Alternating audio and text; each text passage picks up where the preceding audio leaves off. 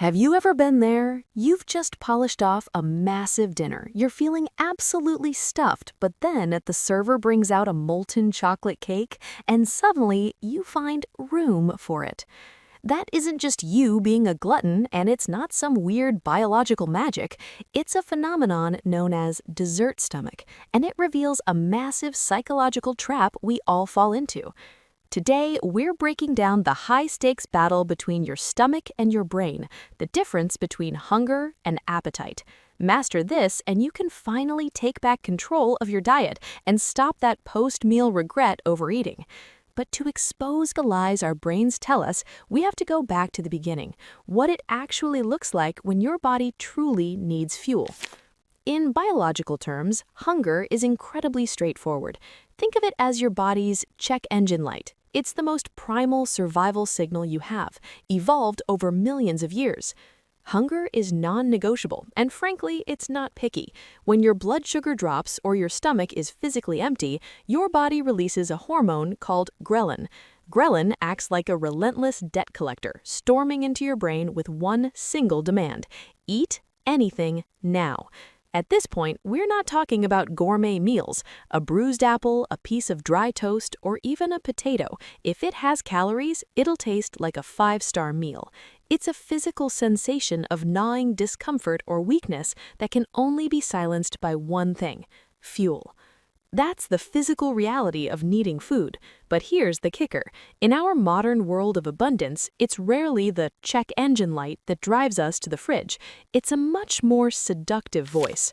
Unlike hunger, which is happy with whatever it can get, appetite is a picky hedonist. It doesn't want energy, it wants that specific salty crunch of a potato chip or the creamy, sugary hit of ice cream. The on switch for appetite isn't in your senses, it's in your memories. It's triggered by the smell of a bakery, a high-def food porn post on Instagram, or simply the clock striking midnight. It's a desire generated by your brain's reward system, and it's powerful enough to conjure a second stomach even when you're technically full. But here's the real kicker. Appetite doesn't just play with your senses, it often lurks in your emotions, masquerading as a psychological band-aid for stress. To put it bluntly, this kind of appetite is just bad acting. It's your brain expertly translating boredom, stress, or sadness into a fake "I'm hungry" signal. When you're mindlessly crushing snacks while watching a movie, your cells aren't crying out for calories, your brain is just begging for a hit of dopamine to feel better. This confusion leads us to soothe our minds while accidentally stressing our bodies.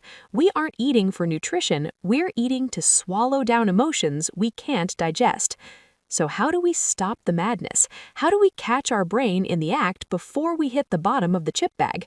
It all comes down to one simple 3-second test. The next time you're reaching for a snack, pause for 3 seconds and run the apple test. Ask yourself, if I were offered a plain, room temperature apple right now, would I eat it?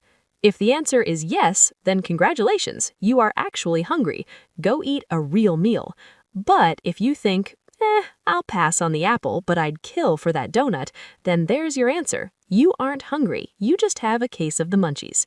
Distinguishing between what your stomach needs and what your brain wants is the first step to mastering your body. This is Cestca. We are building a smart, exact, responsible knowledge package. See you in the next video.